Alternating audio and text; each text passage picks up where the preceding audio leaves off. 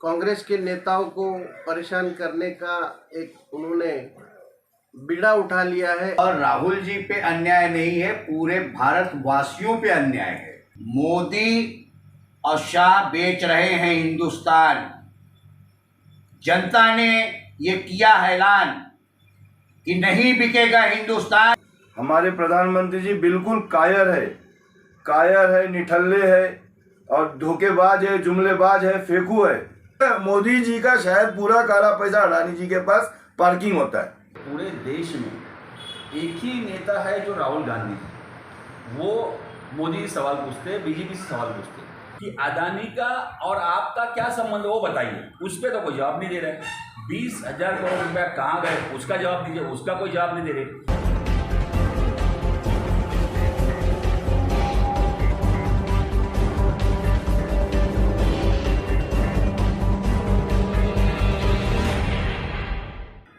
पिछले दिनों राहुल गांधी, कांग्रेस सांसद राहुल गांधी की सदस्यता वायनाड से, वो एमपी थे, उनकी सदस्यता को लोकसभा में खत्म कर दिया गया। और जो लोकसभा के सचिव हैं उत्पल कुमार सिंह ने बाकायदा उसका नोटिफिकेशन भी जारी कर दिया। दोस्तों, इस घटनाक्रम के एक दिन पहले राहुल गांधी को उनके 4 साल पुराने बयान पर कोर्ट, सूरत के कोर्ट ने एक फैसला सुनाया। उस फैसले में राहुल गांधी को 2 साल की सजा दी गई। हालांकि उन्हें तुरंत जमानत भी हो गई और 30 दिन उन्हें समय दिया गया है कि वो अपनी बात को रखे। अब राहुल गांधी और कांग्रेस की लीगल टीम इस पर विचार कर रही है। आज इस घटना के चलते लोगों में एक दहशत का माहौल फैल गया है। अब या तो विपक्ष जेल में होगा या तो लोकसभा के बाहर होगा। जैसे ही राहुल गांधी को लोकसभा की सदस्यता रद्द कर दी गई, उसी समय से उनकी बहन प्रियंका गांधी काफी एक्टिव नजर आई और उन्होंने तो प्रधानमंत्री मोदी जी को कायर तक कह दिया। कहा, अगर आप में दम है तो आप हमें जेल में डाल दीजिए। इस तरीके से बहुत सारे बयान कांग्रेस के द्वारा किया जा रहा है। हमारे संवाददाता फरीद खान ने मुंबई के कई पदाधिकारियों से बात की। उस बातचीत की छोटे छोटे स्टेप में हम आपको दिखाने जा रहे हैं। करो, हम तुम्हारे साथ हैं। राहुल जी संघर्ष करो, हम तुम्हारे साथ हैं। राहुल जी संघर्ष करो, हम तुम्हारे साथ हैं। मोदी हाय हाय, मोदी हाय हाय, मोदी हाय हाय। राहुल जी संघर्ष करो, हम तुम्हारे साथ हैं। राहुल जी संघर्ष करो, हम तुम्हारे साथ हैं। राहुल जी संघर्ष करो, हम तुम्हारे साथ हैं। राहुल जी संघर्ष करो, हम तुम्हारे साथ हैं। राहुल जी संघर्ष करो, हम तुम्हारे साथ हैं। राहुल जी संघर्ष करो, हम तुम्हारे साथ हैं। कांग्रेस पार्टी जिंदाबाद, जिंदाबाद, जिंदाबाद। राहुल जी संघर्ष करो, हम तुम्हारे साथ हैं। राहुल जी संघर्ष करो, हम तुम्हारे साथ हैं। तो बात करते हैं सत्तार भाई साहब, राहुल जी के ऊपर जो आरोप लगाए जा रहे हैं या भाजपा के जो तरीके से उनको दबाया जा रहा है, तो सत्तार भाई बताइए क्या है पूरा मामला ये। देखिए, राहुल जी का जो बयान है, मोदी नाम के काफ़ी लोग जिन्होंने चोरियां भारत देश में की है, कुछ मोदिया तो यहाँ से प्रदेश भी चले गए हैं, तो मोदी का नाम लिया है उन्होंने, एक पर्टिकुलर किसी आदमी का नाम नहीं लिया है। और ऐसे मामले में उनको सज़ा सुनाना ये कुछ बात सही नहीं लग रही है। ऐसे लग रहा है कि इंसाफ के लिए जो इंसान दौड़ता है उसकी उम्मीद इंसाफ के दरवाजे से कम होती दिखाई दे रही है, क्योंकि इंसाफ होना चाहिए। हर आदमी इंसाफ के लिए दौड़ता है। सही इंसाफ अगर होगा तो ये कानून व्यवस्था भारत देश की घटना के मुताबिक चल रही है ऐसा लगेगा।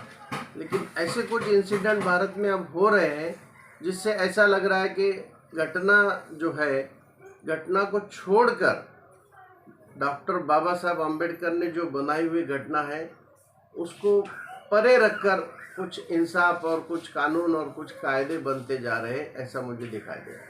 तो इरफान आलम जी, आप क्या कहना चाहेंगे? कांग्रेस पार्टी की तरफ से राहुल जी के साथ क्या अन्याय हुआ या न्याय हो रहा है? ये तो आप लोग को मालूम है कि राहुल जी के ऊपर अन्याय है, और राहुल जी पे अन्याय नहीं है, पूरे भारतवासियों पे अन्याय है। और राहुल जी का निर्णय अपनी जगह सही है, लेकिन आज देश में सत्ताधारी को ये विचार करना है कि हम कर क्या रहे हैं। आज ये पूरे देश को मालूम है और जनता जनार्दन अच्छी तरह से जानती है कि नीरव मोदी ने एंड मोदी परिवार भगोड़े जिन लोगों ने देश को लूटा, और देश को लूटा तो गौर गरीब मजदूर किसान को लूटा, और राहुल जी ने इसी तरह से कहा है। तो मोदी ने जो है वो उन्होंने क्यों नहीं केस किया? उन्होंने मानहानि का दावा क्यों नहीं किया? मानहानि का दावा कोई और करता है जिसका कोई आधार नहीं है। जस्टिस बदलने के बाद वहाँ कानून को लाया जाता है, दूसरे जस्टिस को आने के बाद जो है राहुल जी के ऊपर ये चार्ज लगाई जाती है, उनको 2 साल के लिए कैद होती है, और उसके बाद जो है जब सजा सुनाने के बाद भी 30 दिन का वक्त दिया गया। तो आज लोकसभा अध्यक्ष को ये विचार करना चाहिए कि उन्होंने दूसरे दिन ही राहुल जी की सदस्यता किस आधार पे उन्होंने रद्द किया है और उनको निष्कासित किया है, क्योंकि राहुल जी की सदस्यता निष्कासित करने का इतनी इमीडिएटली कोई है हो ही नहीं सकता है। ये तो सिर्फ भारत जोड़ो यात्रा का राहुल गांधी का एक जलवा आया उनके सामने। उनकी राज की नींद उड़ गई, उनको दिन में चैन नहीं आ रहा है कि आने वाले दिनों में कहीं राहुल जी प्रधानमंत्री ना बन जाए तो ईडी उन पे ना हो जाए, उनकी चौकसी सीबीआई ना करने लगे। ये खौफ से, ये डर से आज राहुल जी को चुप कराना चाहते हैं।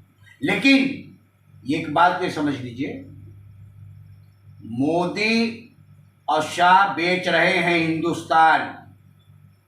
जनता ने ये किया है ऐलान कि नहीं बिकेगा हिंदुस्तान, नहीं बिकेगा हिंदुस्तान, नहीं बिकेगा हिंदुस्तान, और राहुल गांधी ही रहेगा। राहुल जी ने अच्छा किया तो अच्छा बोले, राहुल जी ने अगर बुरा किया होता तो बुरा बोलते थे लोग। राहुल जी एक अच्छा वर्क किया है, देश की एकता और अखंडता का कार्य किया है। और ये उस चीज को याद रखिए आप लोग, 1978 में जनता की सरकार, जब जनता दल की सरकार थी, मुरारजी भाई जब प्रधानमंत्री थे, तो उस टाइम पे इंदिरा जी के साथ ऐसे ही किया गया था, और इंदिरा जी 1980 में वापस प्रधानमंत्री बन गई।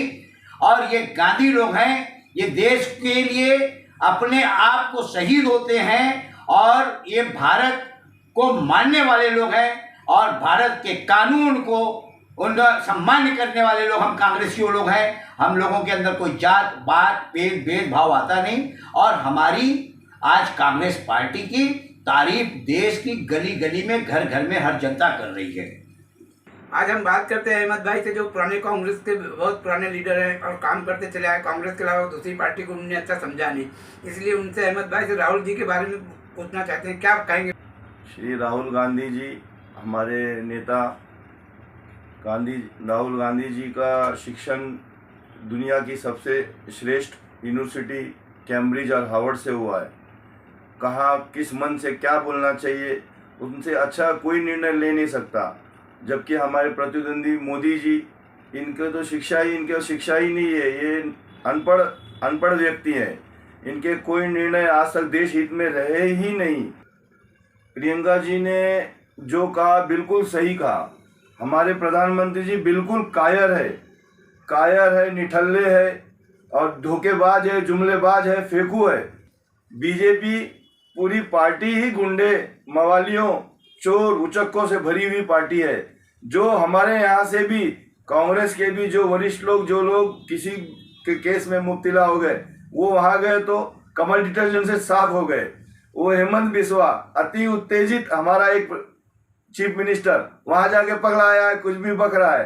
पूरी बीजेपी की पार्टी ही ऊपर से नीचे तक सबके सब कलंकित है।